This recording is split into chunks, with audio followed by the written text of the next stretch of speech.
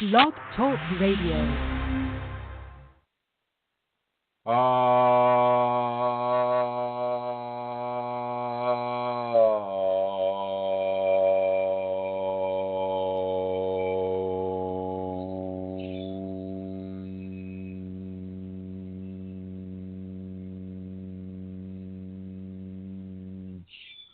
Hello, everyone. This is Chrism, and I'd like to invite you to a conversation about your Kundalini awakening experiences.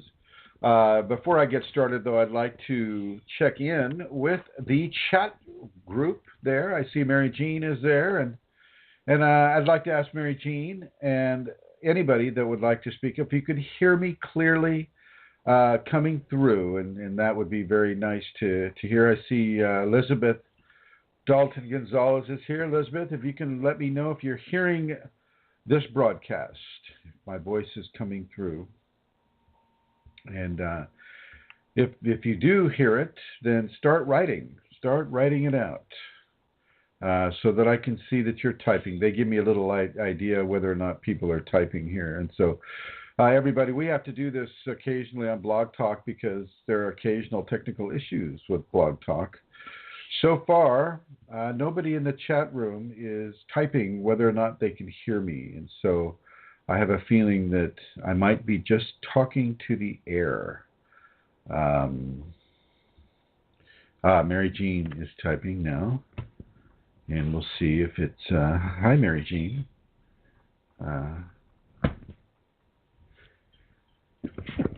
Excuse me. Okay. Just let me know if you can hear me. Oh, I can hear you. Okay.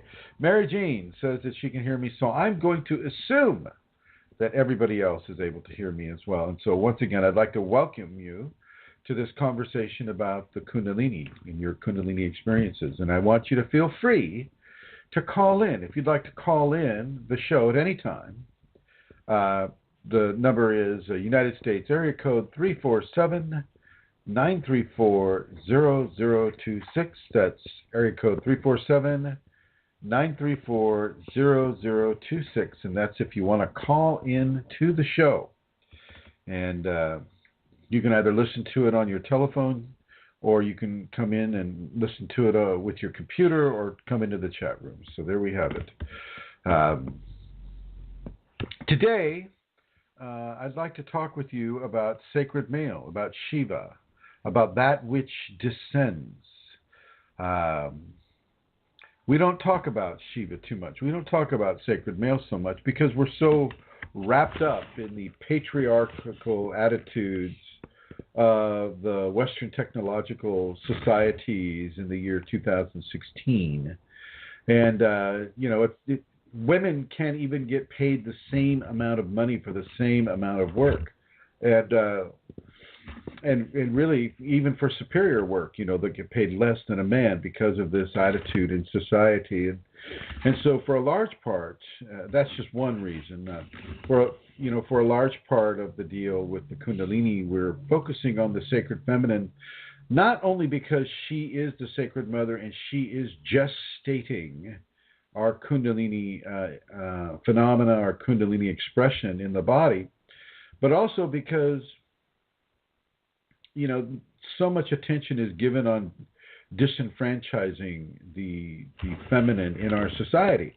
And so I like to give as much credit as possible to the sacred mother, to the sacred feminine, because it is such a strange concept to the people in the West here. We even have religions out there right now, Christians actually, that are so gung-ho about having a woman put into her place that she has to take the commands of the man, and she has to do basically, a live-in slave type of thing with a male. And this is not so with the Kundalini. With the Kundalini, it's a 50-50% scenario, 50% sacred male, 50% sacred feminine. And we should emulate that in our lives. We should definitely emulate that in our lives. But today, because most of the shows, we're talking about Kundalini and the Sacred Mother. Well, today I'd like to talk about the Sacred Father. I'd like to talk about the the gift of destruction. I would like to talk about the gift of creation within the context of the sacred male and the Kundalini. And in many cultures, the sacred male will have a certain name in the, of course, Allah in Islam is a male, and of course Jesus is a male in the Christian context, and God is also a male in the Christian context. And all the angels are men too in the Christian context. And gosh, how does that work out? But anyway, in Hinduism, Shiva is the sacred male, and often within the Kundalini context, we'll borrow some of the words that the rishis, the ancestors of modern day Hinduism, that the rishis wrote about in the Rig Veda and some of the other Vedas. And Shiva being the sacred male, the destroyer, Shiva the destroyer. And I don't know, for those of you that have little boys as children, little boys, and I was one of these little boys, just love to destroy things. And of course, build them back up just so you could destroy it all over again. Okay? So there is a grace and a beauty to destruction. There is a grace and a beauty to destroy the control that the ego has over the physical being and the physical consciousness of the physical being.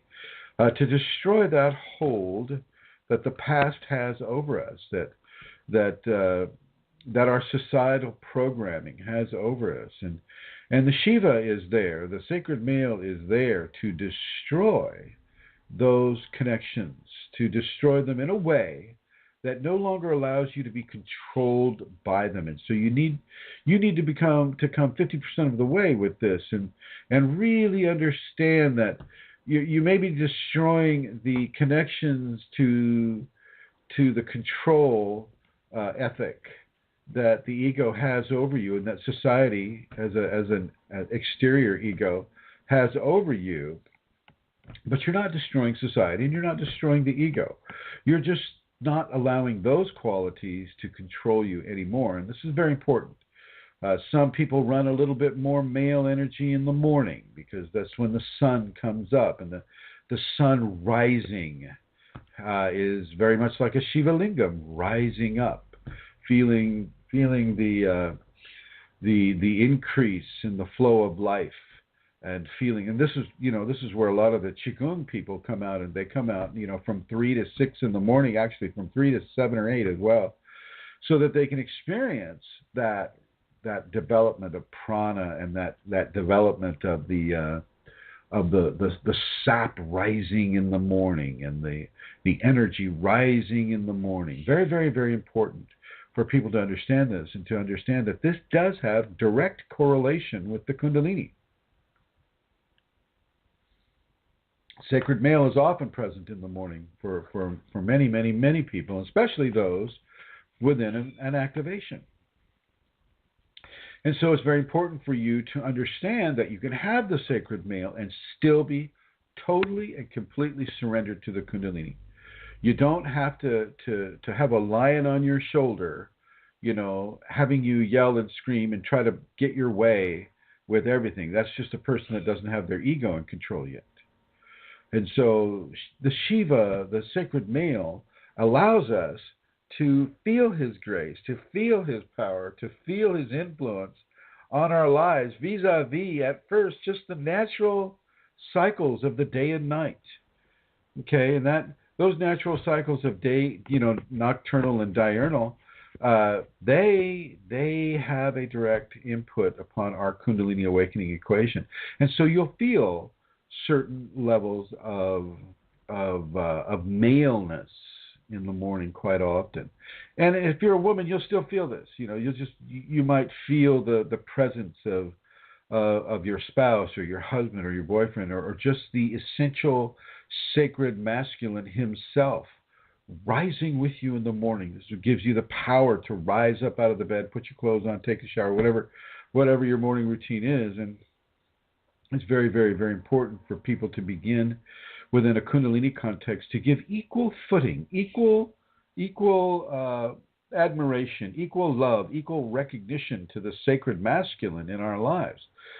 Kundalini, awakened Kundalini, is where the sacred marriage has occurred in the seventh chakra at the top of the head.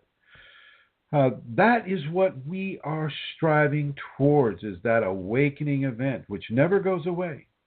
The activation of Kundalini is driving us towards that awakening event, and we do all these different practices, and we collect as much different information as we possibly can in order to achieve that, to have that spinal sweep, to have that union with the divine, to have the union with grace. And it's very, very important that you recognize the Shiva, the sacred male, the Jesus, the Allah, the Buddha, all of these sacred masculine understandings that we have in the society. Even Zoroastrian, people, recognize a dominant male force within their religious structure. But once again, with Kundalini, it's a 50-50 format. 50% sacred feminine, 50% sacred masculine. And this is very important to remember. So now when you're going out, for those of you that are in the awakened or activated state, when you go out, I'd like you to look around the environment. See that a tree has the properties of a sacred male, especially a pine tree or coniferous tree will have that straight trunk going straight out from the ground with the branches spreading outward, not so much like a deciduous tree or a maple tree or something like that, but as a straight tube.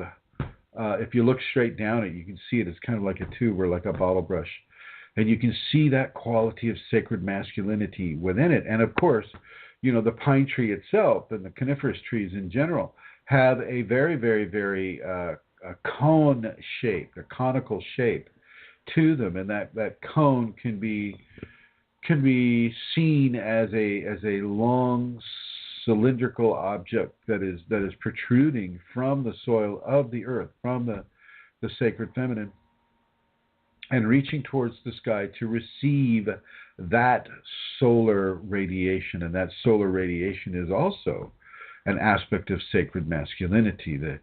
The earth is the sacred feminine, and she nurtures and she gestates and she grows and she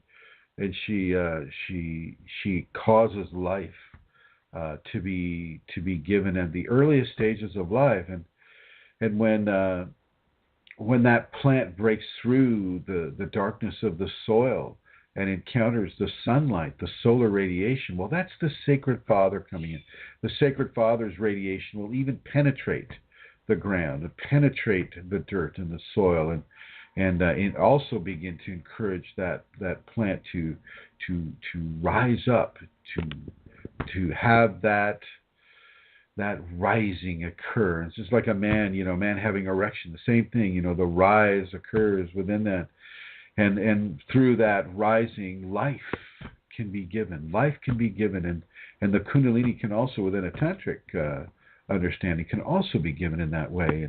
And it's very, very important for people that are practicing Tantra to recognize sacred masculinity as well as sacred femininity, and not to disparage one through lack of mentioning, which can lead people into invalidating it. And there are people on the web right now that are just totally ignoring sacred masculine and totally adoring sacred feminine, and that's just half the deal, folks. That is half the deal. And so when you look around the environment, you see in our age, the way we consciously and subconsciously worship sacred masculinity or patriarchal constructs. Well, even in our buildings, they're very much, they're very tall and very strong, and in a way very, very much resembling the sacred male gender artifacts of masculinity, such as the penis and testicles, things of that nature. And you can see that in our cities. You can see it as you're flying into them, as you're landing. You can see these things go straight up. They're very cylindrical looking, even the square-shaped ones. have that quality of sacred masculinity, and that's because of our society and how we focus on maleness in general. If you go to a different society, well, you'll see different levels of architecture.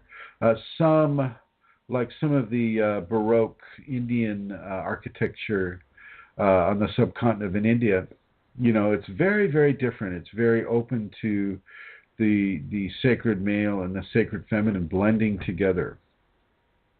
And even in some of the sacred other areas, sacred like ancient Egypt and some of the statues that you'll find up near Lake Titicaca, near the border of Bolivia and Peru, you'll see sacred feminine and sacred masculine conjoined together in an architectural format. And it's very, they're very beautiful. They're very beautiful. And this ties in directly with the Kundalini. Now, when the marriage takes place on top of the head, the sacred male and the sacred female are embracing in a permanent bond of oneness. And this is where that ancient code, that being the two that are one and the one that is two, that is where this comes from. Because as they are separate, they are also individual, and as they are individual, they are also unified. And so it's a matter of having polarities that go beyond one end of the spectrum or another. They are both, and they are singular. They're plural and singular at the same time. And this is a hard time, for people, that get into this oneness idea. Well, they're half right. They are one, but they are also individual. And so plurality and singularity at the same time exist within the Kundalini. And so as we visit the top of the head with the crown chakra and the Shakti and Shiva coming together, well, that is the construct. That is what is happening. That is the feeling. You feel the solar and the lunar, the solar being the masculine and the lunar being the feminine, and they come together. They come together at the top of the head. And so, it's very, very important for people to realize that sacred masculine has a big role to play inside of the Kundalini. And so those of you that are on this path, that are being pulled by this path, activated by this path, awakened by this path, it's very important for you to begin to also give validation, give reverence, give worship, give recognition to the sacred masculine in your life, just not to the degree where it overpowers sacred femininity. It's the sacred couple, it's the sacred marriage between sacred masculine and sacred feminine that counts. It's the father and the mother that are married, that are striving towards helping us come into strong levels of grace that we understand to be Kundalini activation or Kundalini awakening. And I'm going to test something out here. I'm going to bring Santara on board. Hello, Santara. Can you hear? Hi, Chrism. Can you hear me? Hey, yes, I can hear you. Not so at first, but you're coming through loud and clear now. That was hard work. Okay. Oh, yeah. I don't know what you had to do. Are you? But you did. It's all fine. I'll go back in the blue. I haven't heard a word, but I'll go back in the blue and I'll catch up on what your topic is today. You haven't heard? You haven't heard anything? No. Just because you haven't been listening, or because of the technology? Because of the Skype. I had to go off, and I had to. It's very complicated. Back and forth. Yeah, I understand. Yeah. Okay, I put you in the blue here. And so as you drive around, here in the West and in Europe and Australia and parts of South America, anywhere where there's a lot of English being spoken. Certainly in India as well.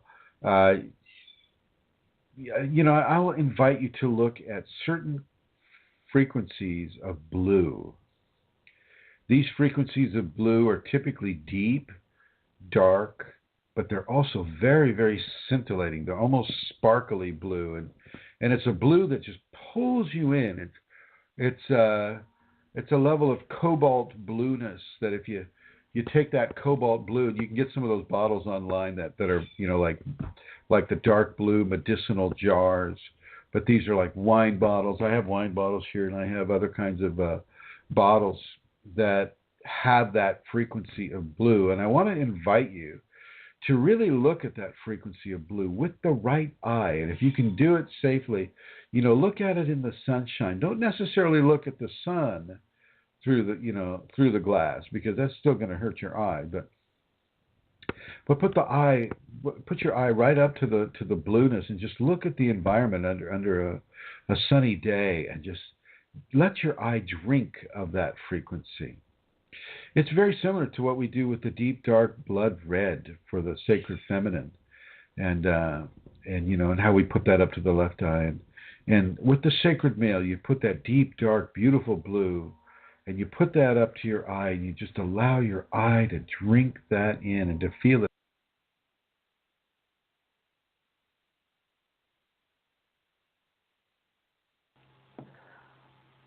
Okay, guys, I think Chrism has suddenly left us. I am hearing nothing, and I am looking at the switchboard, and Chrism is not there. And I just pressed a button that said continue with the show, so I'm assuming he was bumped off, and he will be back again shortly. Unfortunately, as you may have realized, I have no idea what the topic today was about. I'm listening to him just now, speaking of frequencies of blue and cobalt blue, so I'm going to assume he's talking about the sacred male or the divine male, and he mentioned the red, so he's possibly speaking about the divine feminine. I'm not sure. But what I'm going to do until he comes back is I will give you the place you can go to, and if you would like to make a donation. That's always good for a little bit of tap dancing until Chrism returns. Are people hearing me there in the chat room? Elizabeth, I can see you, and I can see other people. Just type in there, please, if you can hear me. Yeah, it's definitely Chrism is gone and not me. Okay, so I'm going to give you the website that you can go to, and it's www.chrism-kundalini.blogspot.com, and there you will find a donate button. And if you're in a position to donate, that would be very much appreciated indeed. But you know that I say to you every week that it's not necessary.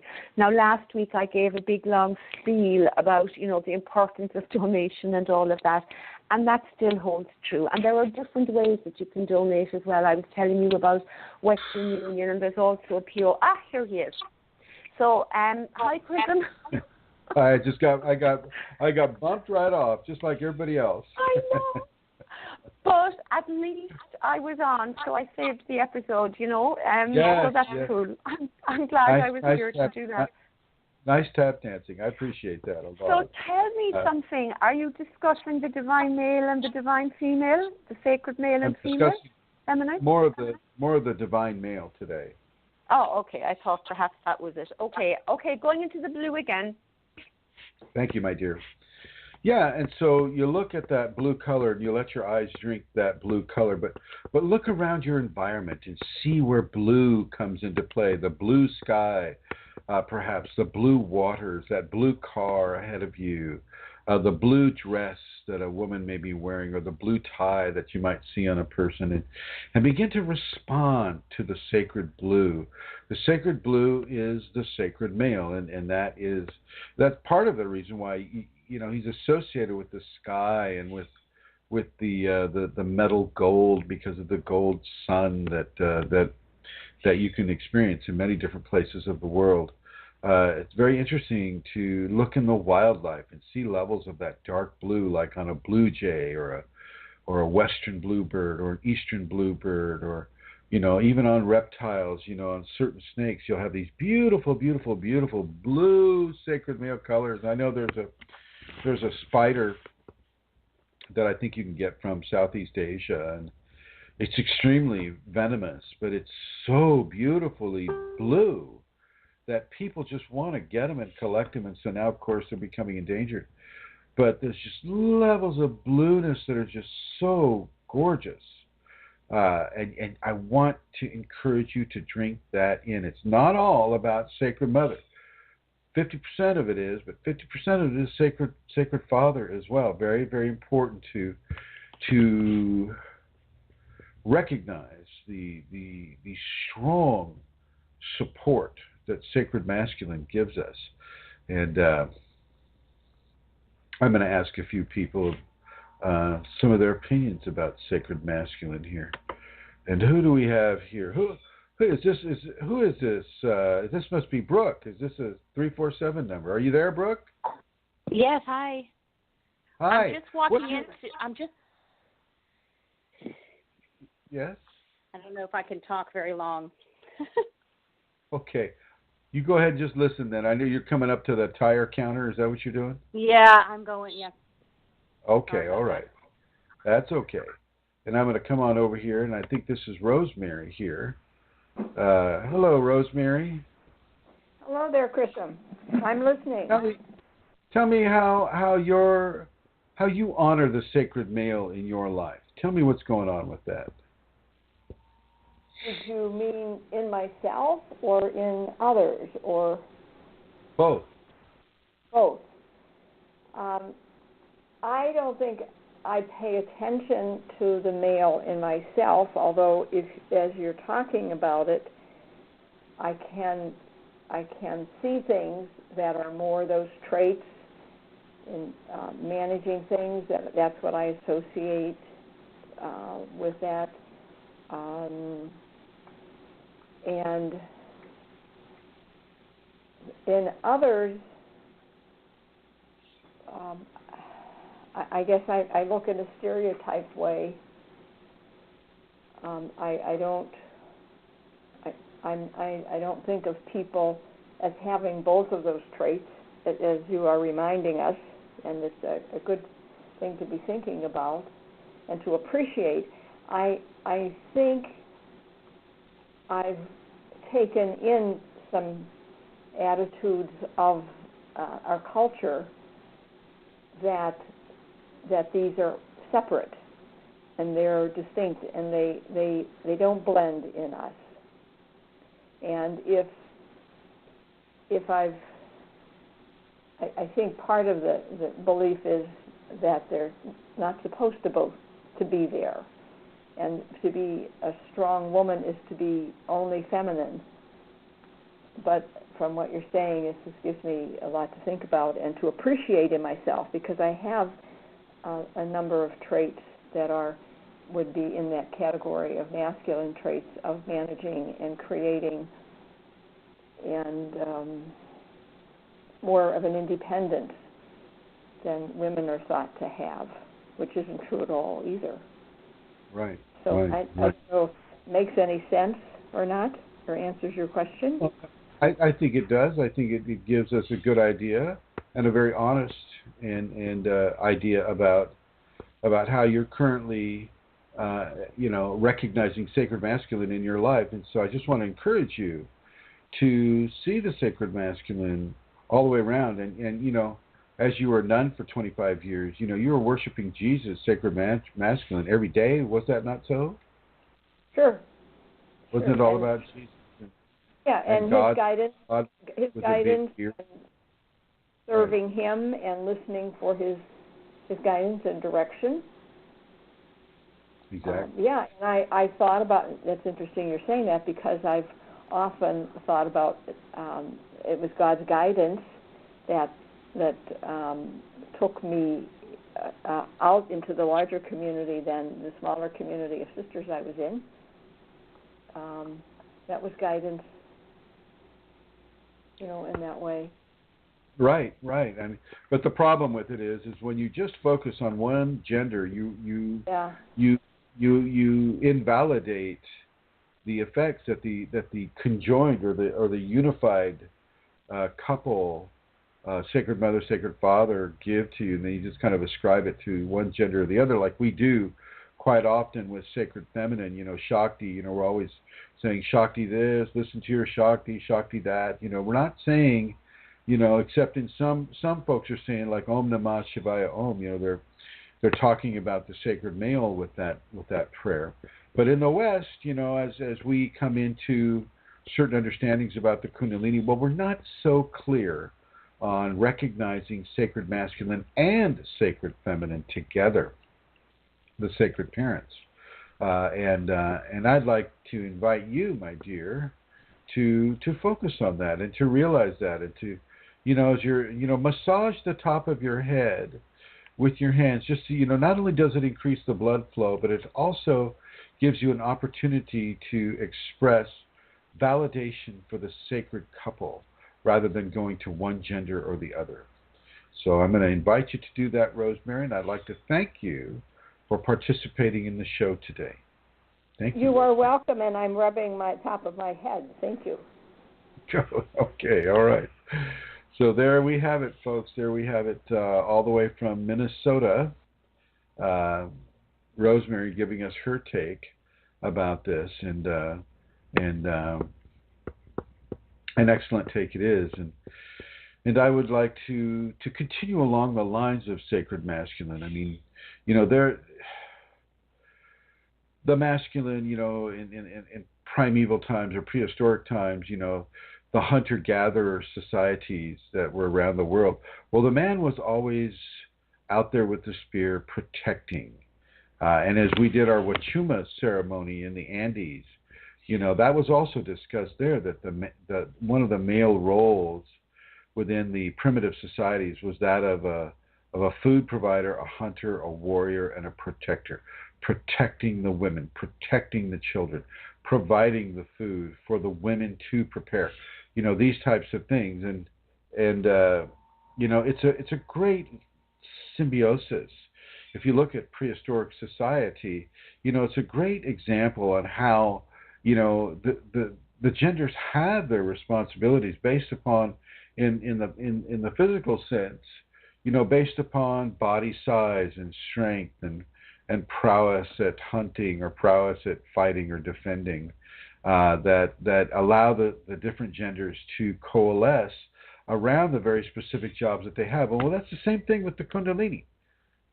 Sacred feminine is indeed nurturing you. She is indeed part of the system that within the Kundalini is causing you to feel the expansion at the base of your spine, the expansion within the pelvic girdle, which can sometimes be translated as pain, lower back pain, and of course, we always try to fix that, but with Kundalini, you don't really get to fix that. She is nurturing us from chakra to chakra to chakra. She is in the activated state. She's lifting that energy up to a certain chakra, then bringing it down, and then lifting it up to another different chakra, and then bringing it down, and so on and so forth throughout the day, throughout the night. As you have the Kundalini working its process within you. But sacred male is also doing this. Sacred male is giving you stimulation on your crown. He's giving you levels of stimulus through solar radiation, which, you have to be prepared in a certain way. You have to be, I don't think the word isn't purified, but you have to have your physiologics prepared by the sacred genders in certain ways for you to partake of specific levels of energy coming off of the environment, such as solar radiation or cosmic radiation, which is another aspect of sacred masculine. And so it's very important for people to understand that Sacred Father has a huge effect on us. And for those of you that are Tantra and you're working the Tantric nature, the Tantra practices, especially if you're doing wet Tantra, which is Tantra where people are making love with the Tantra, and they're looking into each other's eyes, and they're saying certain prayers, and those prayers and that ocular gazing, the sacred gaze, is a recognition of sacred feminine, sacred masculine, as is being mirrored by the two that are practicing the Tantra in that way. So for those of you that are interested in practicing Tantra or that type of Tantra, make sure that you sit in the Mayatuna position and that you gaze into each other's eyes as you mingle other areas of the body, as you merge other areas of the body. Make sure that you merge the sacred gaze as well. And and do that and allow that to occur, because that encourages both sacred genders to participate in what you're doing, and for you to participate and to stimulate and to mirror what will be happening or is already happening at the top of your head. So it's very, very important for people who are practicing Tantra to realize what it is they're doing, because, when you do those types of things, you can encourage a Kundalini activation, and that kind of an activation, if you don't know what's occurring, can be very, very spontaneous, very beautiful, very loving, very great, graceful, but also frightening in the fact that it just doesn't stop. Keeps on going for a while, and it can scare your family, can scare your friends. And so make sure that if you're practicing that type of a practice, that you understand what it is you're playing with, in a way. And I don't mean that in a derogatory way. It's just, what it is you're engaging, what kind of levels of energy are you engaging when you practice these types of techniques. Sacred masculine is all around us. Sacred feminine and sacred masculine join together to allow life to occur on this planet and other planets. Let's not think for a nanosecond that there isn't life on other planets. There is. And they also have the effect of sacred masculine and sacred feminine. Whether or not any of the cultures or any of the life forms that are on those other planets recognize it in the the split genders that we have here on this world, at least, some of the mammals and some of, a lot of the different creations will go with the male and female aspects for reproduction. Some species don't need it. Some species can just procreate on their own by themselves without splitting up into genders. But for the most part on this planet, it is a gender-based life rule, life creation rule on this world. And so yeah, the sacred parents team up to allow life to occur on this world and other worlds. And it's very, very helpful for Kundalini people to begin to take note of this. And if you're a married person, look at your spouse in a different way. When you merge with your spouse, feel and allow yourself to merge with that spouse with a different understanding, with an understanding of higher qualities that are coming in. If you're doing the sacred gaze, really, really get into that and allow yourself to be vulnerable. Allow yourself to be vulnerable to the gaze of the sacred male or the sacred female, as the case may be for you. Allow these things to occur, and always, always, always now begin to look at sacred masculinity in the environment, and it's those cylindrical objects like the Washington Monument in Washington D.C. is a very, very sacred masculine type of thing. It's very tall. It's an upthrust. It looks just like the male gender, the reproductive organ of the male, which in the Sanskrit terms they call the Shiva Lingam. And so I'll go with Sanskrit as far as that goes. So you can see the buildings look a lot like Shiva Lingams, and you can see that everything that protrudes from the soil has the quality of a sacred masculine upon it. Even the mushrooms. You look at the mushrooms, and they, very, very, very much resemble sacred male anatomy. And this is not accidental, my friends. This is something for you to understand. This is something for you to begin to relate to in a positive way. And this doesn't mean that, you go online and you start looking for photography of sacred male sexual organs. Although, if that's what will work for you in order to help allow you to give recognition and validation to sacred male, then go ahead. Go ahead and look at that photography, or look at those paintings, or look at that sculpture. Look at different forms of art that depict sacred masculine organs, and begin to understand what that's all about. In India, they've got a little bit more of an acceptance with the Shiva lingams. They have statues that are just really, really big Shiva lingams, and they have small little stone things that people can take with them that are, cylindrical in design, and those represent a Shiva lingam, and a lot of people will put that on their altar as well. The sacred masculine's effect upon the Kundalini is diverse. You'll feel a lot of heat sensations coming from sacred masculine. I felt heat for years and years and years and years, and it's not always heat, because sometimes sacred feminine comes in with her very, very chilly cold, the frozen, like you're like there's ice water in your veins. But for the most part, for me, in my equation, it's been a constant level of heat that radiates out from me and will steam up the windows or things of that nature. And that's the sacred male, and I honor him. I don't try to turn that down.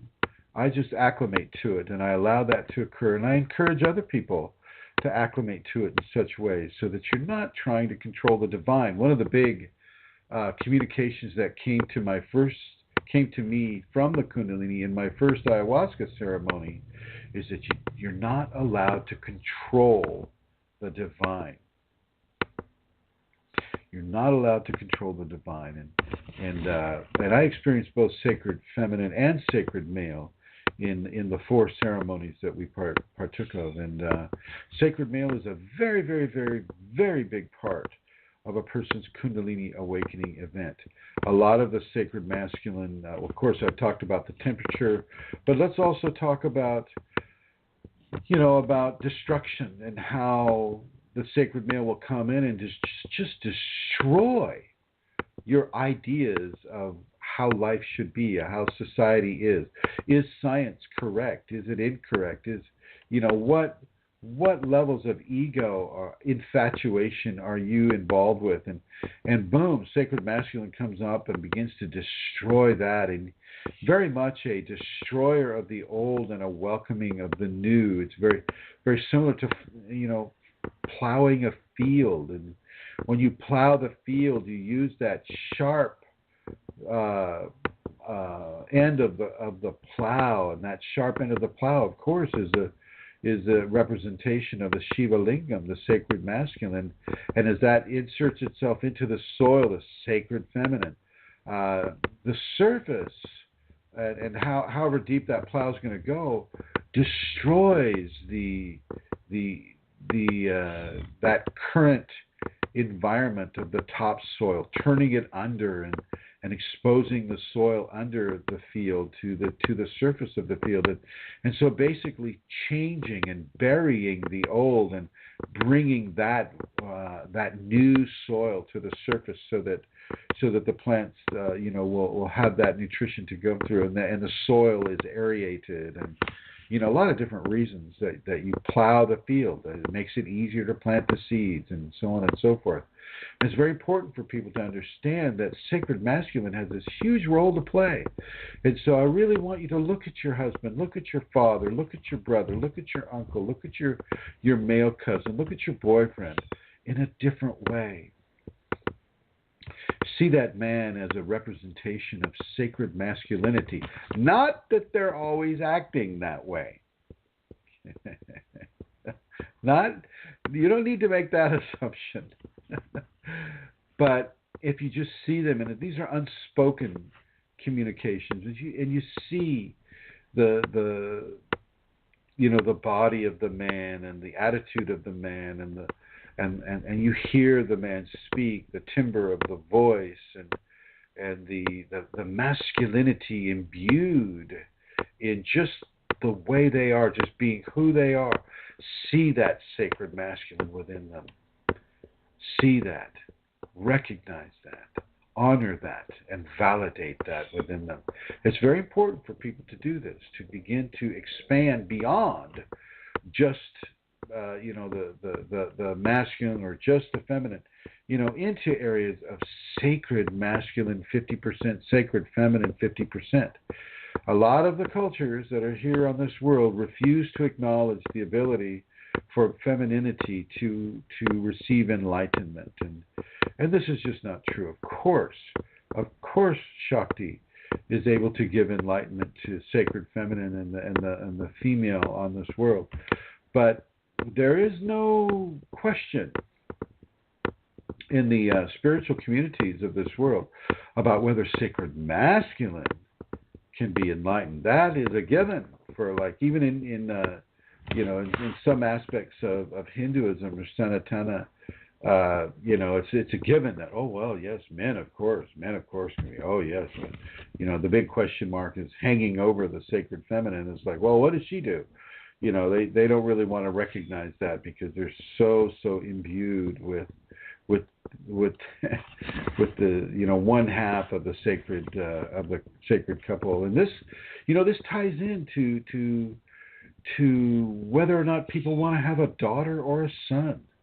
There's still places in the world where the daughters are basically killed so that the woman can conceive a son. They want that son. They want that son to be able to work the fields or to receive the gifts of the parents when the parents pass away, and it's just not correct. It's an incorrect attitude. Sacred masculine and sacred feminine are equal in their ability to have ascension, in their ability to have enlightenment, in their ability to incur a Kundalini equation upon you, the listener. So I think it's very important for people to understand that. And I'm going to go back here now and talk with Miss Brooke. Are you able to talk with us today? Yes, I can talk. Okay, so tell me how you honor sacred masculine in your life.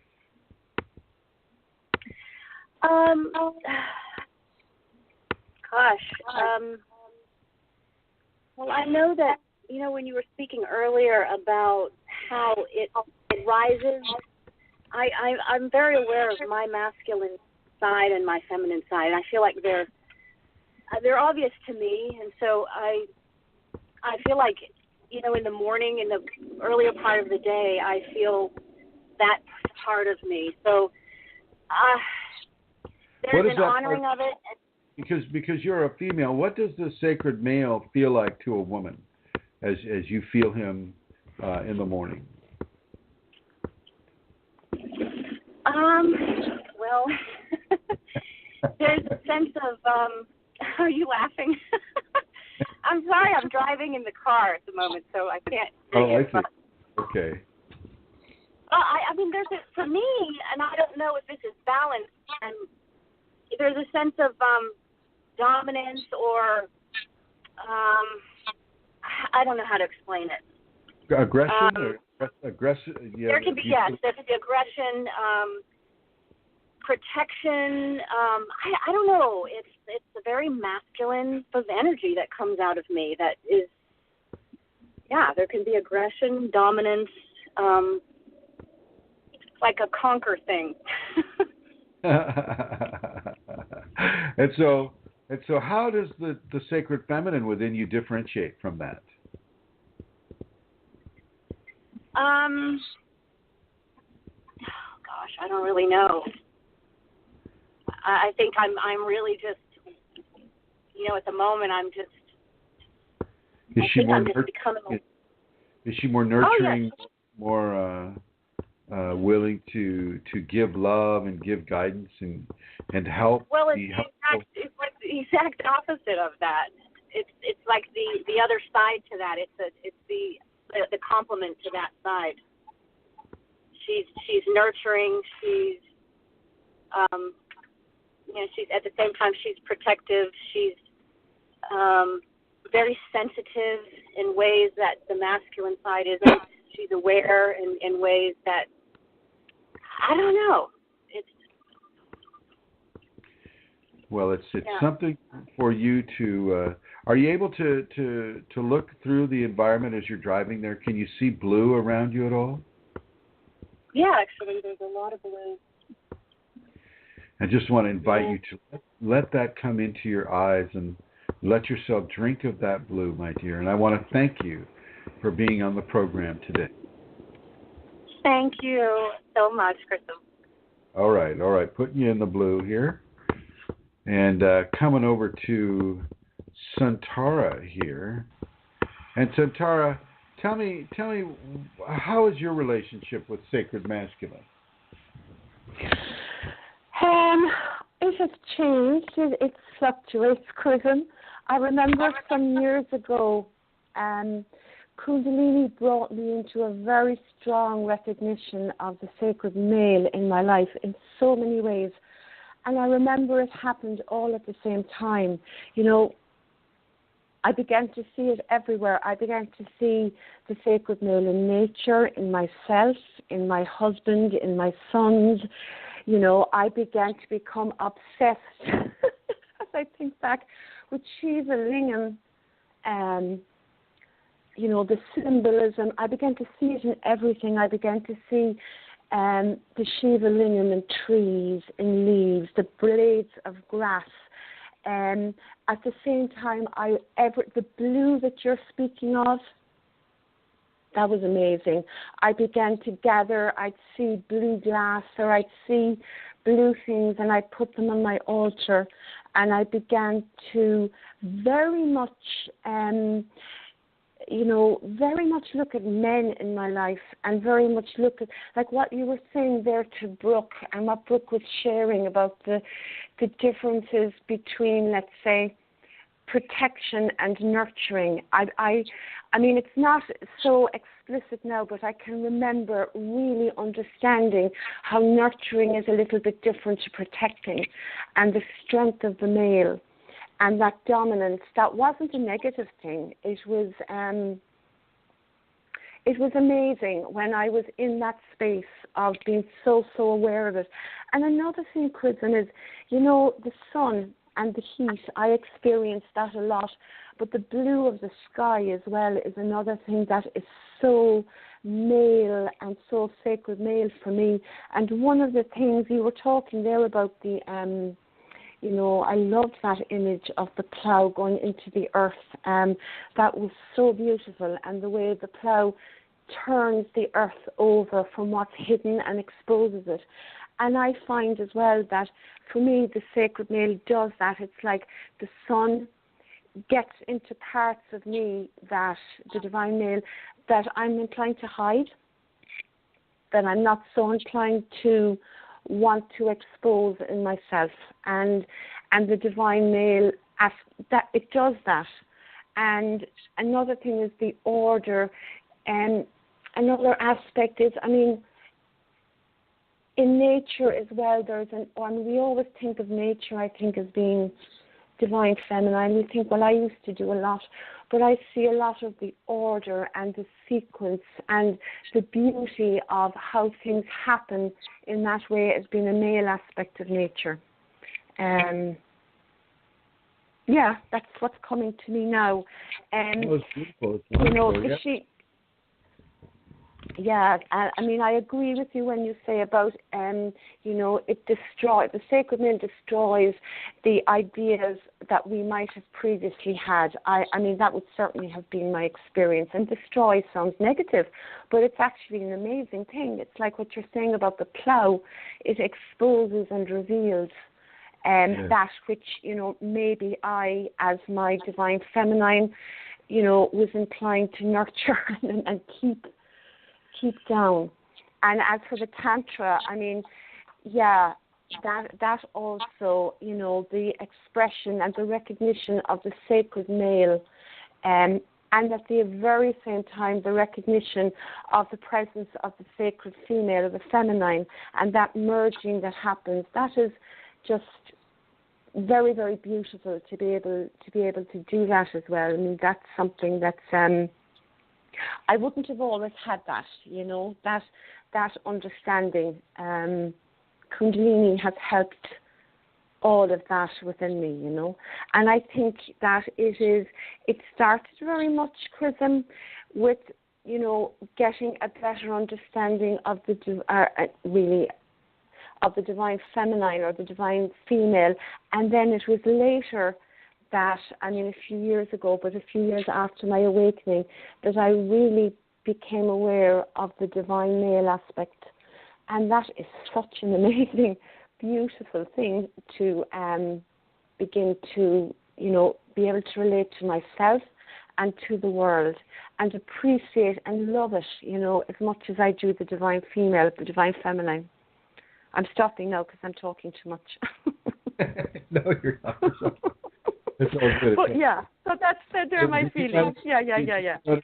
Did you notice in your sons that natural proclivity to destroy and then rebuild? Yes, but I mean, even things, Chrism, the way they move, the way the man moves, the way the man speaks, the way that he has order, the way that he is different, and respecting and respecting that in the men in my life, and that aspect that's also within me that I really wouldn't have seen as much before, Right. Yeah. And also another thing that can happen, and that happened for me, was I had a lot of dreams about the divine male, a lot of, and some of them were very sexual dreams that were all part of this unfolding within me. That would be a big part of Kundalini. The Kundalini would definitely send that nature for sure.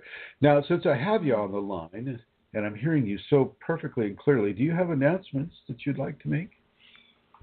I do indeed. I shall begin by saying that if people would like to make a donation, they can do that in a number of ways. And the first way, and I suppose the most, the easiest way really, is to go to the website and there's a donate button and you just make a donation via your card or through PayPal. And the place to go is www.chrism-kundalini.blogspot.com, and you can make a donation there.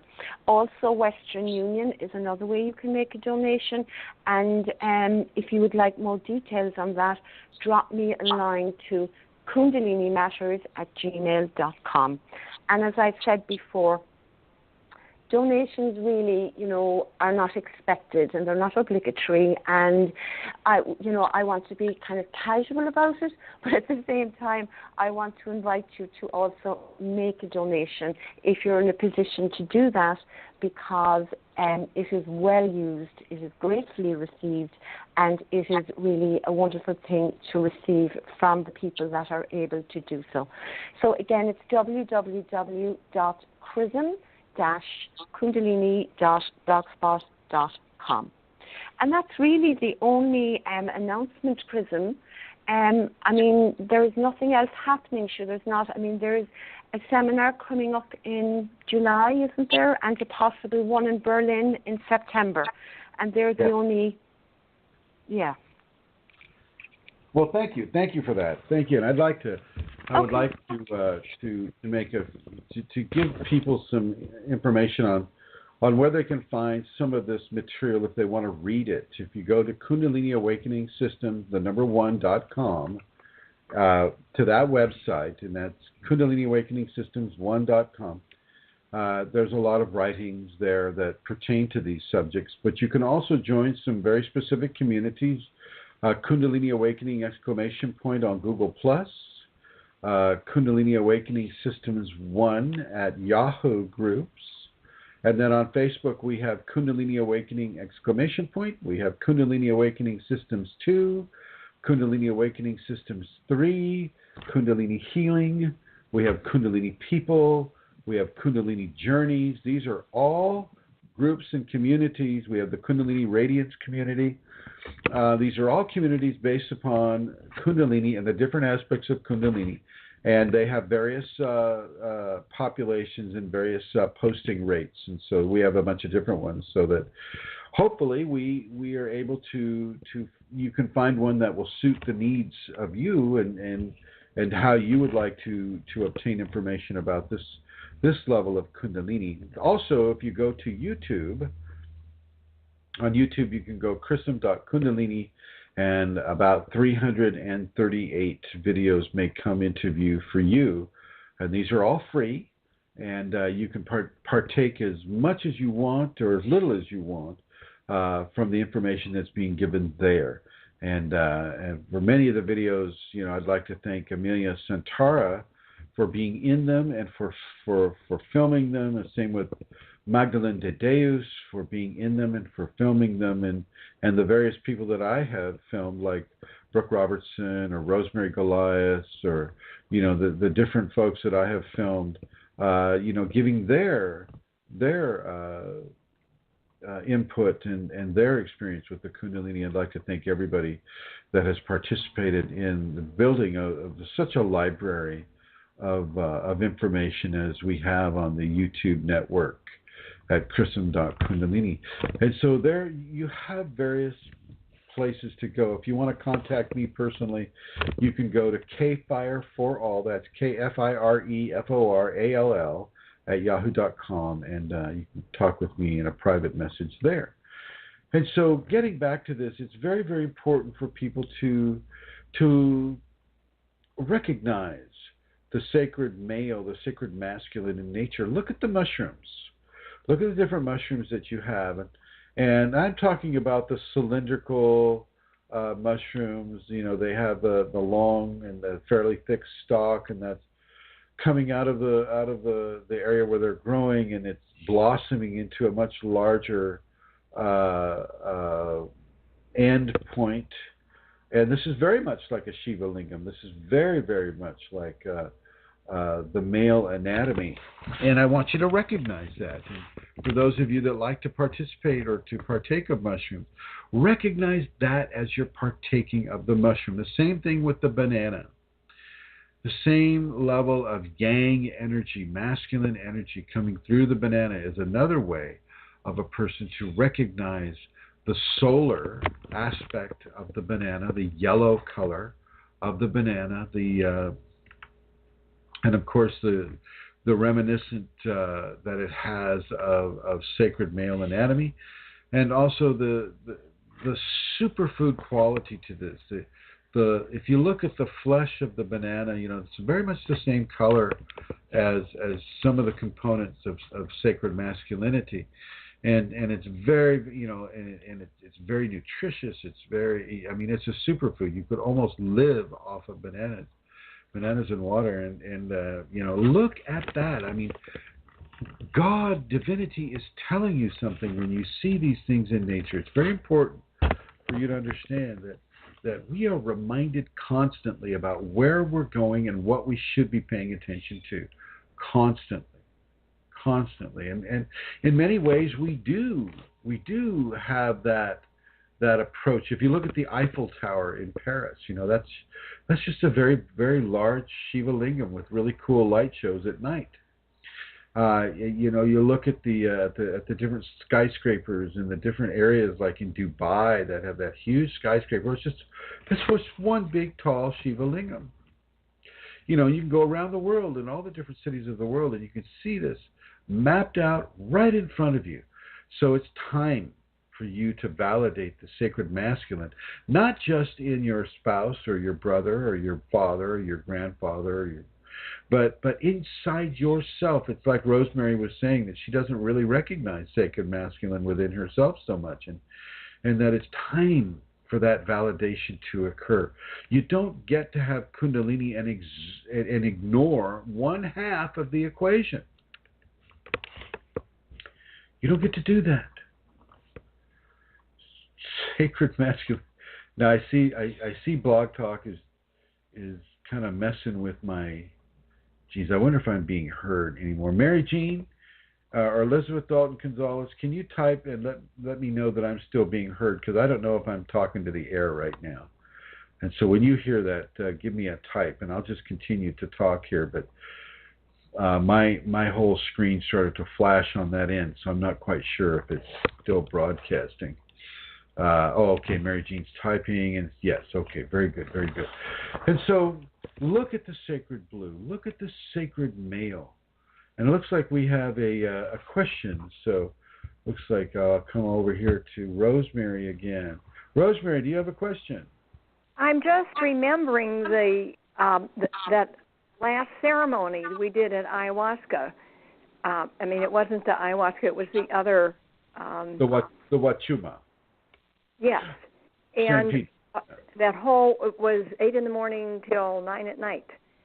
And the input from Alonzo was from the grandfather and the grandmother. And it was really clear the balance of that. And that in our human condition, there were things to look at. And that just all came to mind. And if I may, I'd like to share that little piece I did about my grandfather. Okay. It was an amazing impact on my life. We lived in my grandfather's house, and he was first-generation German, and he was a little harsh. And we were 6 little girls around all the time, so it was pretty annoying to him. He loved us, but he was a farmer, and 2 of his sons were farmers. And they were, my grandfather was probably at least 60 when I was born, or older. He lived to be 90, but I all of a sudden, in that setting, realized all those everyday days that he did as the father provider in the family, milking those cows, getting the milk to the dairy, and likewise his sons. And it was something that I never saw, never looked at. So it is him being the male in the family. And it just crossed my mind now as an appreciation, again, of that. And for when males are providing, I guess. And we do that too. We women do too. But how both lines, I guess we could say, from grandfather and father and grandmother and mother are teaching us things that do get blended in us. I'm not out milking cows, but but you're out spreading the Kundalini, and you're spreading that knowledge, showing the movies, and you're doing that type of work, and it's really, I think that you can begin to really expand a little bit on your knowledge base and your explanation to other people about the effect of sacred masculine. Kundalini. Thank you. Yeah. Well, no, thank you very much, my dear, and thank you for asking that question and giving that feedback and that story about your grandfather. Thank you. It was very touching. I'm very grateful that we did that service. Thank you. And there you have it, ladies and gentlemen, Rosemary Goliath, and I'm going to come down here to Joey. Hi, Joey. Hi. How has sacred masculine affected you in your life, if you don't mind sharing? Well, I have to say I'm very impressed with what Amelia and Rosemary and Brooke had to say. I'm thinking I haven't really given that a lot of thought. One thing I do is whenever I am loving and thanking and trusting, just left my head, Shakti, I always include Shiva because that seems right to me. Oh, very good. Good. Maybe that's a communication to you from your Shakti as well, to do that. So other than that, I can't really think of anything very deep. let the seed be planted within you, Joey. Let the seed of recognition of the sacred masculine within you to be honored as you are, as you're kind of being guided to do already. It's very good. It's very good, my dear. And thank you for joining us on the program today. Oh, thank you. It's a wonderful program. And coming into the blue with you, and there you have it, everybody. That's Joey in Minnesota, and the Twin Cities of Minneapolis and St. Paul. Mary Jean writes on the group, when the male and the female merge inside of us, do they sometimes act from the male and female separately, or can the merger become so complete that they act as one most of the time? And it can be so complete. For me, speaking for myself, yes, indeed, I have sacred male and sacred female with me complete. I have a hard time just. I know that because in our society, sacred masculine is pushed so hard that the masculine, the sacred male within me, is pushing me hard to bring an honor and a validation of the sacred feminine into this society. And so you hear me quite a bit, going on and on about Shakti and the sacred feminine, because sacred masculine is pushing me to do that because of the imbalance within our society. But yeah, they can come as a singular gender, or they can come as a merged dual gender. It depends on what it is they want to communicate to you. And so yes, they can both, they can come to you individually, or they can come to you merged. Whether it's most of the time is going to depend upon your equation within the Kundalini, where your balances are, where your karma is, things of that nature. But yeah, it's a very good question, Mary Jean. Thank you for asking it. And I'm gonna move the microphone back to Santara here, and I'm gonna open this up to any questions that you may have collected, Santara. Okay, Chrism. Okay, I do have questions. Jumper. I thought I had them here in front of me, so I don't. I thought I had. Okay. I do. I have a piece of paper here. I had put it down. Okay. So the first question comes from the group, and it was about random bruising on the body. And the question was about Kundalini. Can Kundalini result in random bruising on the body? Yes. That can be. It also can be a communication from Kundalini to increase your vitamin C complex. To shield against some of the easy bruising that can occur. Typically, bruises come from an impact on the outside to the inside of the body. But sometimes, even sleeping, during sleep, you can have a bit of an episode that you won't remember in the morning. But you may have gone into a kriya. That kriya may have caused you to whip your leg against the wall or against the bedpost or something of that nature. You can have a big bruise there as you wake up, and you just kind of go, well, how the heck did that happen? You won't remember doing it in your sleep. And so it'll seem like phantom bruising has come to pass. And sometimes that can occur. There's nothing that the Kundalini cannot do upon the body. But for the most part, it's going to be an impact scenario with the bruising. And whether or not you remember having that impact event doesn't matter. But the Kundalini can bring you into a level of kriyas, where those kriyas themselves can cause bruising upon the body.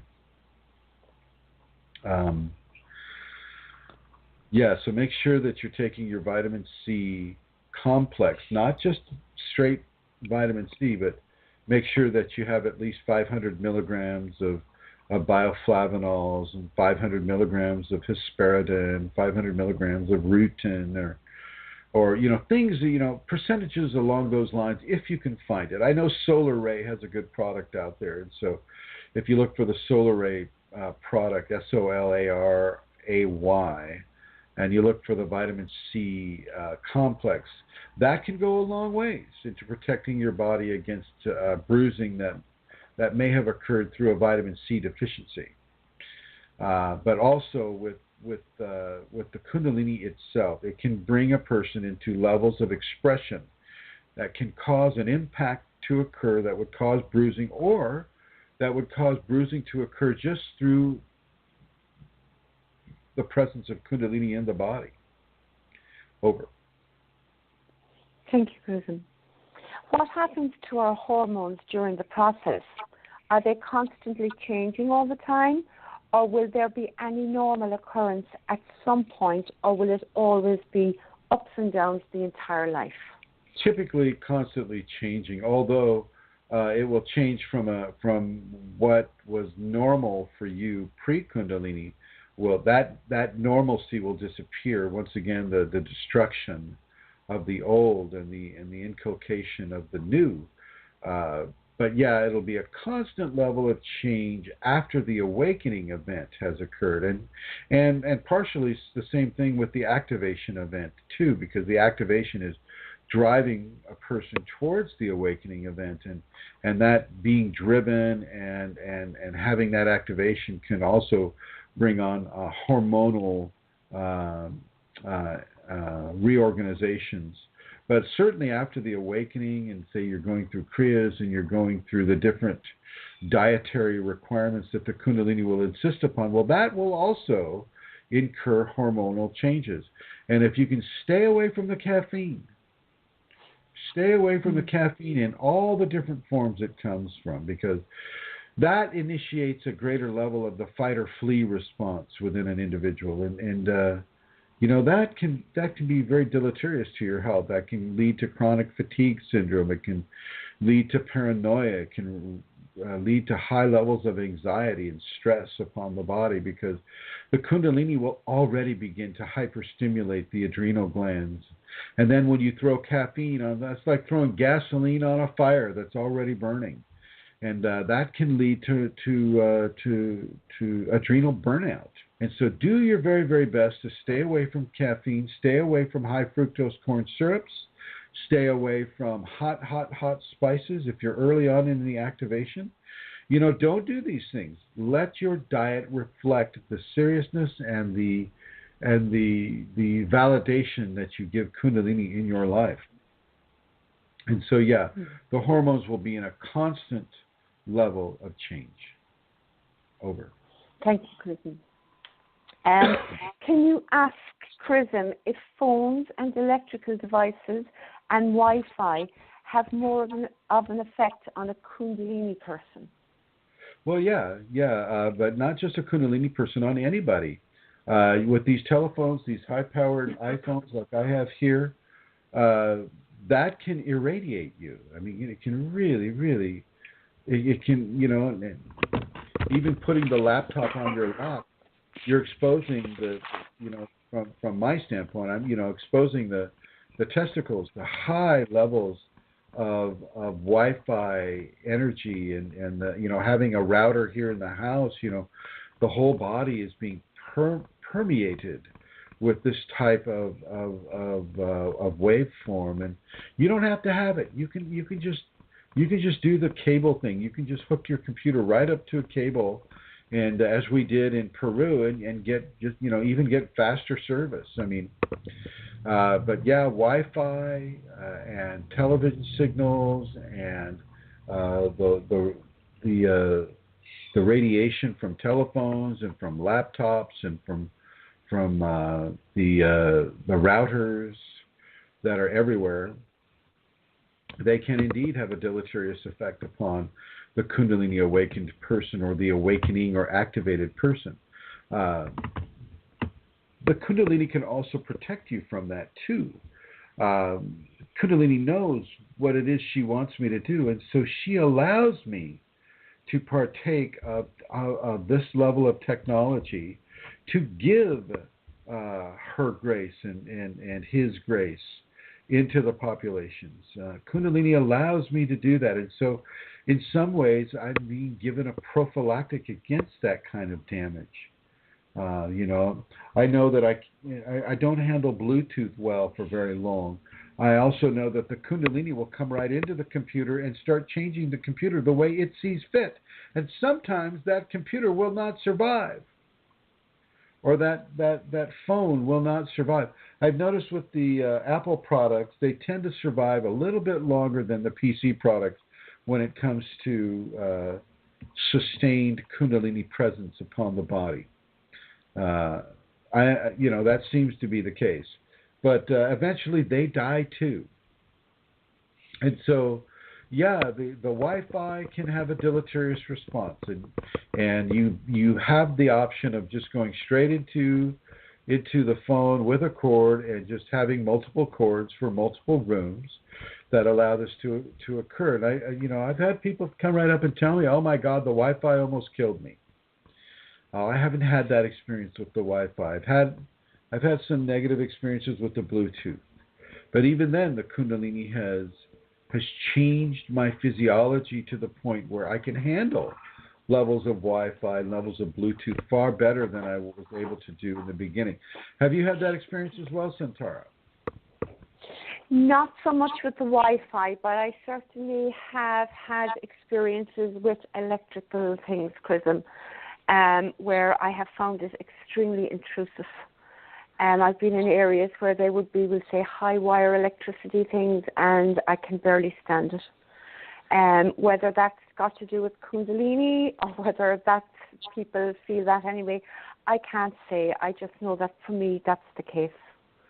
Well, thank you. Wi-Fi, not so much.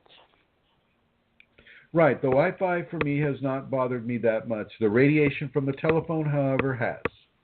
Yeah. And I'm very careful with how much time I spend with that phone slapped up next to my head, or with this computer, orbiting my testicles. Very, very conscious of that. And the Kundalini, as I say, can heal that and protect against that. But it's no guarantee that it's going to do that. And unless you're working strongly with the Kundalini, as I'm doing, you don't want it to make this I'm not trying to suggest to you that she's going to automatically protect you because she's protecting me. That's not necessarily going to be the case, but it's not necessarily not going to be the case. You, ladies and gentlemen, will have to determine this for yourself, and as Santara has and as I have as well.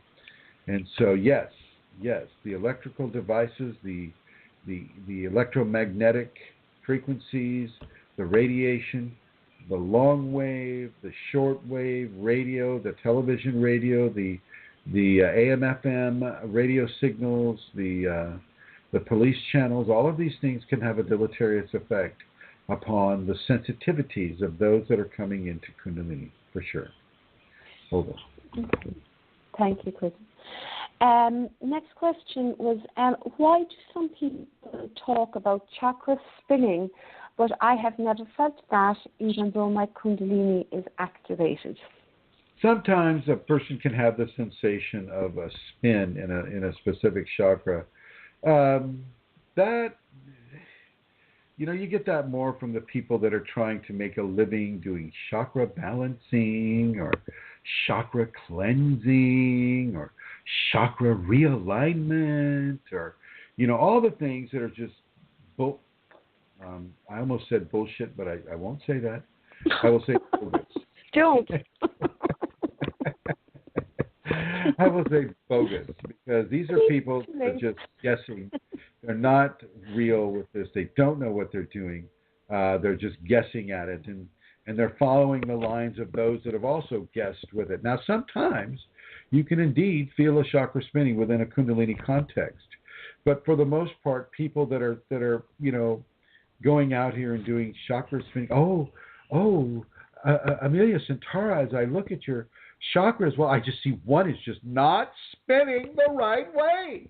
And so, of course, I have to stick my little diddly finger in there and just like, okay, now you're spinning. Oh, that'll be $5,000. Thank you. Oh, thank you so much. Yeah. Oh, exactly. It's bogus information. Do not take that in and do not pay to have somebody balance your chakras. Your chakras know exactly what they need to do. The Kundalini knows exactly what it wants to do with the chakras. Don't let somebody's egomania, diddle around with your energetic physiology. Do not do that. This whole chakra spinning thing and, balancing thing, it's silly. It is silliness, and it is a level of charlatanism that you don't need to participate with. You don't need, and I know there's a great lack of information about Kundalini in the world, and I'm trying to rectify that. But for the most part, for those of you that feel like I have anything to give to you with regards to Kundalini information, the chakras and the Kundalini are well equipped to be able to handle what it needs and what the Kundalini wants to have done upon your physical system. You don't need to have somebody who, bought a $10 certificate for chakra balancing on the web, or $10,000 certificate. It doesn't matter. They don't know what they're doing, and they don't need to stick their fingers into your energetic process. So I'm over and out with that one, dear Amelia. Okay. Thank you, Chrism. Can you say a little bit about why the ayahuasca is different for a person who is already awakened? Well, it's definitely one of the short paths. Ayahuasca is different because it is a temporary doorway into direct Kundalini stimulation. But for a person that already has the Kundalini up, well, I mean, like for instance, myself, I didn't need to take ayahuasca. I had no need of that at all. But I know that many people are taking ayahuasca, and they are coming into it from that short path vector. And for me to give them any kind of authentic help, I wanted to have that experience. So my Kundalini agreed to allow me to have that experience. And boy, oh boy, did the sacred couple give me some amazing experiences. You basically will arrive at the platform that you're already in within the Kundalini. So basically, you have the Kundalini awakened within you or activated within you. The Kundalini doesn't reinvent the wheel. It takes you from right where you are already within itself. So let's if you have levels say 1 through 9, if you're and 9 being the highest level, 1 being the lowest level. So let's just say a person is at level 7 with the Kundalini. Well, then when you take the ayahuasca, you're coming at it from level 7. You're not going all the way back to level 1. So the ayahuasca and the Kundalini recognize where you are with it. And so if you're at level 7, well, that is your platform for interacting with Kundalini vis-a-vis the ayahuasca. And so that can take you very, very far. In a way, it's honoring how far you've already come. It's honoring that. And it's propelling you from that station that you're already at within the Kundalini and sending you even further within it. But this is a temporary thing, okay? To some degree, it's temporary. I've noticed very specific changes in me that are still there, from the ayahuasca. And, some of these are going to be permanent changes. So yeah, the ayahuasca for the awakened individual is a definite takeoff point. And I've for 26 years I've been fairly strongly connected with Kundalini. I mean, it gives me advice. It tells me how to help specific individuals. It tells me what to say on any of these programs. Kundalini picks the topics, and I just do this stream of consciousness that we've been doing here for this program. And for most of the other programs, if not all of them. And so when you come into the ayahuasca, you take that terrible tasting jungle tea, and you're really able to lift off from that. And actually, because this was my second time taking such strong tea, actually the first time taking strong tea. The first time I took it, I cooked up the tea myself, and I added the chacruna to the ayahuasca, Banisteropsis capi, and I boiled it down for 12 hours and did the same things. But I think they just had higher quality product to use, a higher quality and more chacruna, higher quality Banisteropsis capi, which is the Latin name for ayahuasca. And the medicine was very, very, very strong. They call it medicine down there. They don't call it jungle tea. I call it that. But the Kundalini came to me on my very first ceremony as the giant anaconda. I mean, a huge anaconda. And she took me within herself and literally knocked me out for about 20 minutes. woke me up and was giving me all kinds of information about how you can't control the divine and how you must serve the Kundalini and the people and the Kundalini people. And I was given very, very, very specific instructions and very, very specific self-corrections by the ayahuasca / Kundalini. When you already have the Kundalini up, ayahuasca and Kundalini tend to blend into one big program of information and experiential information for you. That's what I found. Did you find that, Santara? Yes, certainly did, Chrism. I certainly did. I'd agree. Yeah. Yeah, and so if you're at level 7, can I just add? That? I suppose my Kundalini has awakened as well. My Kundalini certainly invited me, or I think actually directed me, more like it, to participate. And I think, I've been thinking about this too, and I think that, what happened was the ayahuasca through the Kundalini directing me to take it brought me maybe into areas that might have taken me a bit longer to process or to get there, to expose. There was healing and processing and unfolding and revelation that was very compressed in that time that we were partaking of the ceremonies.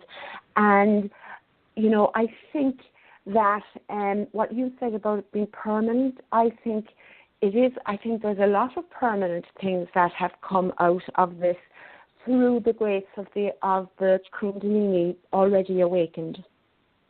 Yeah, I definitely agree with that. I can still see, I can still remember everything that occurred. I can see the column with the 1,000 blue eyes. I can see the peacock feather trails, and how the Kundalini and the ayahuasca teamed up to make a park-like setting for me to experience, and then of course the ceiling coming open and divine light just spreading throughout everything and pulling me into itself, and I'll never forget thing into itself. Isn't that's the thing about it, isn't it? Bringing us into itself, and that we actually really experienced that. It's amazing, isn't it? It's amazing. It's absolutely amazing. And I for those that can do it, I'd suggest that you go down to Alonso Del Rio's place in Tere, Peru. You can Google his name. He's got a fairly strong web presence, and contact them and come down there and do that, or come down with me when I lead another party down there. You can contact me at kfireforall if you're interested in doing that. kfireforall@yahoo.com. I will be sending another group down there. I'm going to take a suggestion from a friend of mine and maybe go back down in February of next year, kind of the same time of the year as we just did it lately, which was basically the month of February, and experience that, and to really, don't go there to visit Peru so much. Go there to visit the ayahuasca more than anything else. That's what I would definitely. And we did 4 ceremonies in a very short period of time with very few days of processing between them. I found that to be perfectly all right for me. But I know that, some folks may find that to be fairly challenging. There's a big level of processing that occurs afterwards when you're on the plane home or when you get home. There's huge levels of processing through dreams and through waking visions and waking sensations that I still continue to have. But they're all, for me, it was an all good scenario, except the second one where I was trying to help everybody and I couldn't find the coca leaves, and I just basically ran out of juice. And Elizabeth Dalton Gonzalez and Aranya teamed up to send me a bit of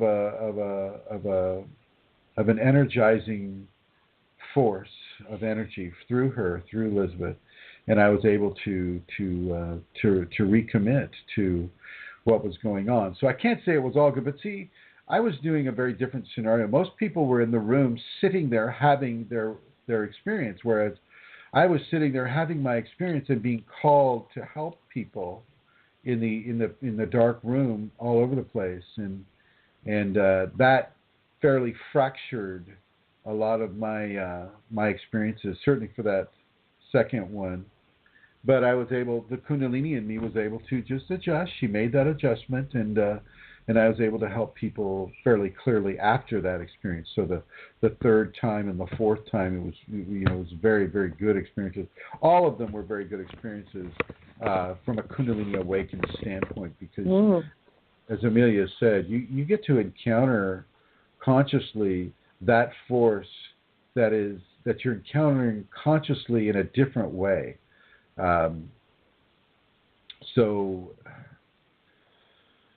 the ego consciousness gets to encounter the Kundalini in a very real way, and that's very helpful for the ego control as well. And so there's just so much. I mean, I could go on and on and on about this, about the awakened response to ayahuasca. It's a very powerful response, and you don't have to do it 100 times like you see some of these folks doing it. Because most of us came into the Kundalini when we came into the Kundalini before we even got there. So many levels of work had already been done. So many levels of karma had already been balanced. And so when we had the jungle tea, well, it's almost an instant interaction with divinity. It's, for like Elizabeth Dalton Gonzalez, having the Kundalini come to her as Aranya, which is the sacred spider, and speaking to her and talking with her and downloading to her. Absolutely phenomenal. And Elizabeth, if you want to call in, the number is 347-934-0026. I see you in the chat room. If you'd like to call in and maybe speak on this a little bit, I welcome you to the show. You go through, like a lot of the other people in the room, I could tell were experiencing karma. They were experiencing an accelerated way of having karma, but also having the experience and the knowledge of what the ayahuasca wanted to prepare them for with regards to their own Kundalini. And these are the unawakened people that Alonzo and his wife invited into the ceremonies. For the awakened people, we're already there. We're already living an ayahuasca experience in a way, and so that mixed with the tea. Oh, Elizabeth says my phone is dead. Well, okay, maybe another time, Elizabeth. Thank you. Maybe next week. It would be lovely for people to hear. I know she came on last week, but she didn't speak about Aranya to the. It would be lovely to hear you, Elizabeth, if you could maybe come in next week. Yeah. Charge up that phone. That would be great. Charge that phone up. And there'll be a few things that I would do differently. I mean, less time at the airports for sure. Getting people so that once you're leaving Peru, well, you're not leaving Peru by spending 2 or 3 days at an airport. And I know that may be cheaper for people, and I understand the finances behind that. But I would definitely recommend that people don't spend so much time at the airport after an ayahuasca experience. On the plane, you're kind of in your own little cubicle there on the plane, and you can process a lot more. And I did, certainly on the way back, processing a lot and picking up various diseases to improve my immune response. But yeah, which you're still coughing that stuff, aren't you? I still have I do indeed. I mean, it eased a little bit, but it never really went away, Chrism. So that's really interesting. I've had an interesting, since the year started in that way. But anyway, that's just the way it is. But I mean, I'd agree with you. I would certainly do things differently as well. And that's how we learn, Well, and even time with it. Like the next time I go, say next February, it's going to get a lot tighter, much tighter. Yeah. and much more time appreciative, i.e. you're not waiting at airports for this or that, or waiting at bus stops for this or that. Things will go much smoother the next time. So if you are interested, go ahead and give me a private email at kfireforall@yahoo.com, and we'll definitely put you on the group to go. Because there is a Facebook group. So if people are interested, it would be worth going on and just reading there about our last trip and just expressing an interest. Peru, Kundalini. I believe it's Ayahuasca, Peru, Kundalini. So that's the name of the group. Yeah. And I agree with Amelia. I think that would be a great resource for people to go to. Also, I've been posting some videos, and I still have some more videos to post with regards to that trip. And so those will be coming online shortly as well. But the Kundalini person, or the activated person, you take off from the platform that you have earned already with the Kundalini. You don't start from ground zero. You go straight into it. And so if you're not prepared to come face to face with the Shakti or the Shiva, don't do it. But if you are prepared to come face to face with that which is already enlightening you, then come with me. We'll go. We'll do the ayahuasca. We'll do it at Alonso's place there at Tere, Peru, and 9,000 foot altitude, ladies and gentlemen. Lots of coca leaves available for that metabolic balancing that you require when you're not used to 9,000 foot elevation. So and it really works. It's quite incredible actually how that works, isn't it? The leaves. Yeah. And I would like to say thank you. I'm going to take a bit of a moment here to say thank you to you, Santara, and your husband, John O'Connor, for providing this show for the people to listen to. These are the jewels that you're giving to the people. And I'd also like to thank Josephine Smith for this laptop that I'm doing this program on, and the iPhone that I was able to take down there. I'd like to thank Josephine Smith for her contributions to this work that's coming out. And I'd also like to thank Rosemary Goliath for her contributions, going all over the state of Minnesota with Joey and with other people that are helping to bring this information into the populations in a greater way. I'd like to thank you, and I'd like to thank Joey, and I'd like to thank everybody that's contributing. Elizabeth Dalton Gonzalez is doing some great work on Kundalini Awakening, !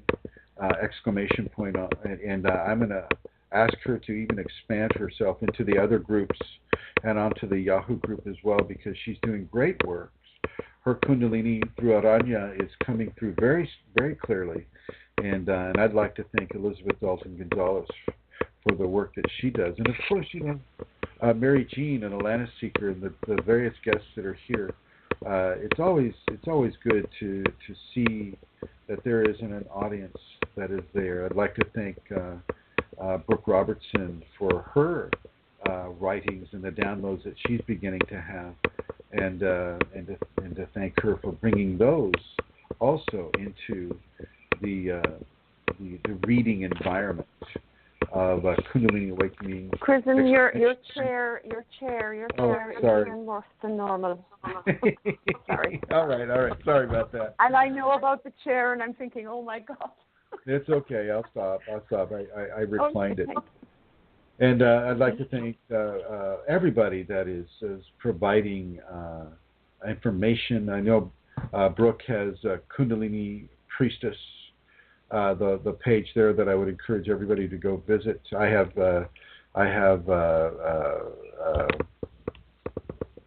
a few pages out there myself that you can also visit. Chrism Kundalini is one page. Temple Tantra is another page if you want to visit a Tantra page. This is it's so good to be a part of a group of people who are so expansive and so willing to give of their grace, through their grace, give give the gifts of their of material gifts like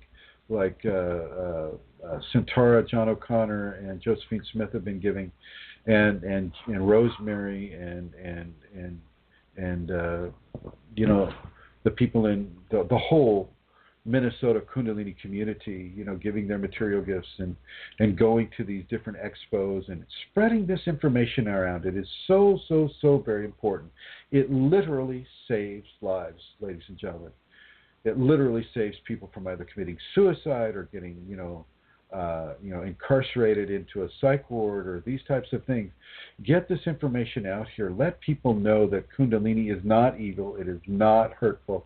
It is very, very much a blessing. And all people need is just a little bit of information, and they can survive this, and they can not only survive it, but they can thrive within it, and that's a very important thing. So thank you everybody for everything that you give into this process. And thank you, Chrism, of course. Thank you too. Okay, so the next question comes from the Shaktipat group, from somebody with Kundalini who's participating, and they ask, I've been very emotional and tearful since yesterday. Is this due to Shaktipat or the full moon? It's the Shaktipat. It's the scatter field, and the Shaktipat that comes through the scatter field will definitely impact the emotional body. And then, add on to it a full moon, then yeah. And especially if you're feminine, and especially if you're coming into your moon time, your menstruation time, then it's all going to cumulatively have a definitive effect upon a person. The Shaktipat, and maybe even if you're a man, Chrism, maybe that. You'll get to become emotional. Well, the sacred feminine within the male will become emotional during that. You bet. Yeah. You bet. Or so. And it's very cool, isn't it? Because we're inclined to think that it's negative when we become emotional and tearful, but it's actually such a positive thing, isn't it? I mean, in that context. Absolutely. And so I want to invite all the men that are listening on this program right now to honor the sacred feminine within them. Honor that sacred mother, the sacred father together, both of them. Honor them both. That's what this show is really about. That today is about honoring that. Now, with regards to the Shaktipat, I've noticed that the Shaktipat can be very powerful for some people, and some people won't feel a thing. They're just not ready. Matter of fact, I had a student come over with her daughter, and she spent the night in the White Room, and she is in the activated, coming into the awakened phase. Her daughter is not, and the Shakti appeared to her as a wolf, as a lion, and as a young woman. And the young woman and the wolf and the lion, were approaching the mother, but they stayed away from the daughter. They wouldn't go near her, and shook to the point where the woman shook her head at the daughter to no, meaning the Shakti is basically telling her that child is not ready for Kundalini yet, and that she will not go to that child. And so the child will have to live her life in a way that she will be able to have the Kundalini later on. But at 9 years old, right now, that child is not prepared. And I don't know why I told you that.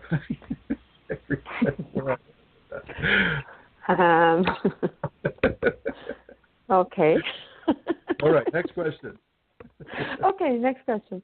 Okay, so this is on the group. Is anyone or is any person here experiencing what may be perceived as bizarre space-time changes after working within a Kundalini activation? Can you say something about that, Chrism?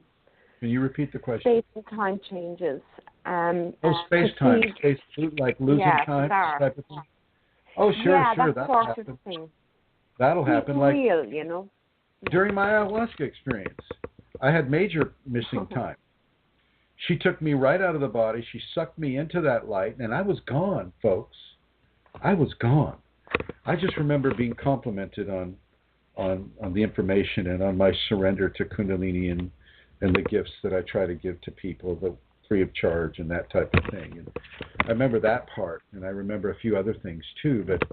But missing time can happen quite easily within the Kundalini, because she'll just take you out of your body, or you'll be experiencing a Kriya, or you'll be doing anything of a Kundalini nature.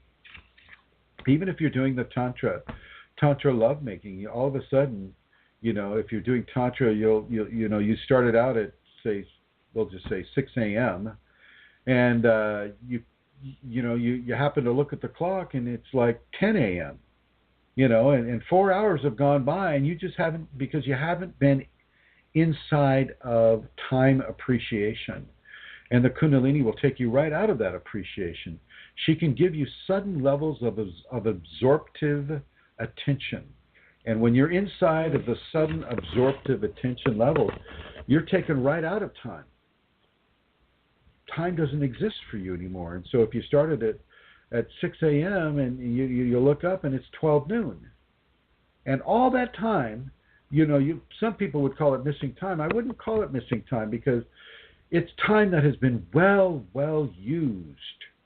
It's time that is perfect. It's just your memory of what was going on at a specific time is missing, because you're not inside of a time appreciative event. And it's the same thing with the people, doing the Tantra things and things like that. It's just you're outside of the time event. And it's the same with the person that's meditating. If you go into a deep level of meditation and you have the Kundalini activated or awakened within you, that meditation can go for 3 hours when you only started out to do 21 minutes. And you come out of that meditation and you started at 6 and you're looking, it's 9 o'clock now, and you're kind of going, well, what happened? Where was I? That's what the ego wants to know. The ego won't necessarily have its time expectations honored by the Kundalini. By the Kundalini straight of itself, or by the Kundalini within an ayahuasca experience, or a sudden absorptive attention experience. Your appreciation of time will not be honored all the time. Over.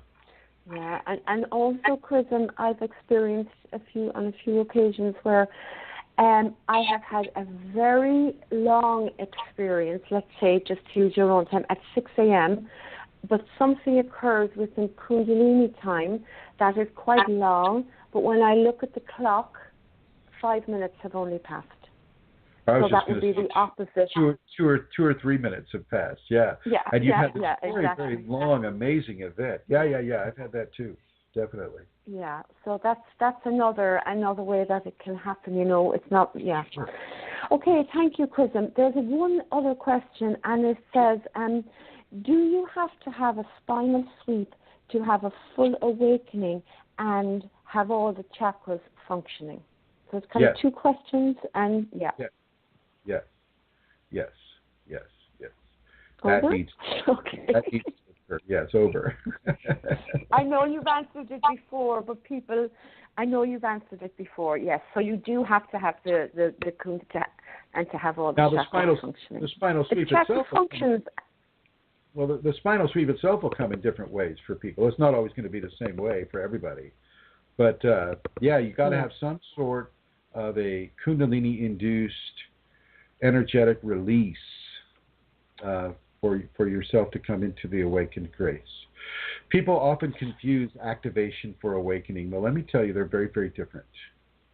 They're very, very different. Except towards the end of the activation stage, when you're coming into the spinal sweep, that tends to resemble more of the awakened stage.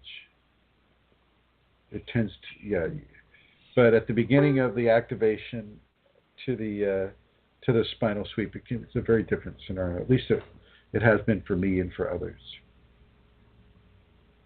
The second part of the question was tagged on, and have all the chakras functioning. The chakras are functioning anyway, aren't they, Chris? They're functioning all the time. These people, they're kind of buying into the programming that chakras don't function.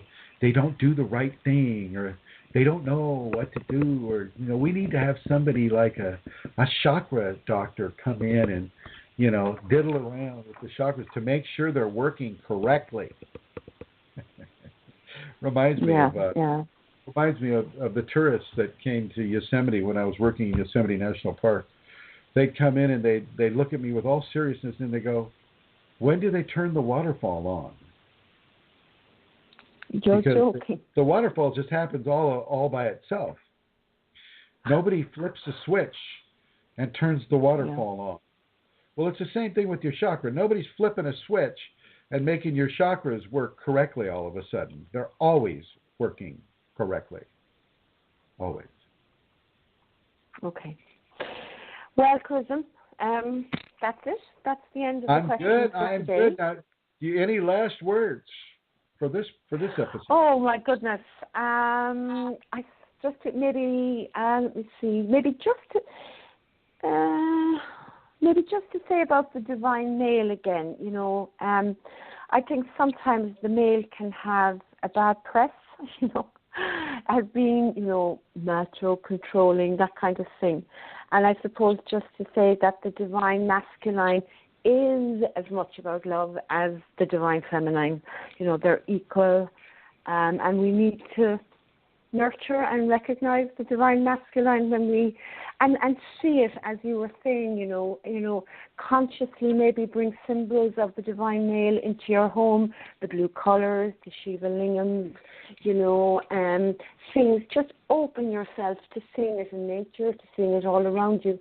And as you begin to do that, I think it expands, it feeds itself, and we open ourselves more. And divine male and divine female, they are both about love and equally as important. Agreed. I would like to send blessings to everyone that may be feeling under the weather or feeling sick. I'd like to send blessings to you, blessings of health and happiness. I'd like to send blessings to those of you that are hearing this in the future, the people that are visiting the archives. And I want to say hello and blessings to you and thank you for participating in the program through the archives. I'd like to thank Mary Jean and Rosemary and Joey and Brooke and Amelia and everybody who has participated in the program by virtue of a telephone. I'd like to thank everybody that is listening to this on their computers, and I'd like to say that we will be back next week. Same Kundalini channel, same Kundalini station. I'm going to end it like I started it, and here we go.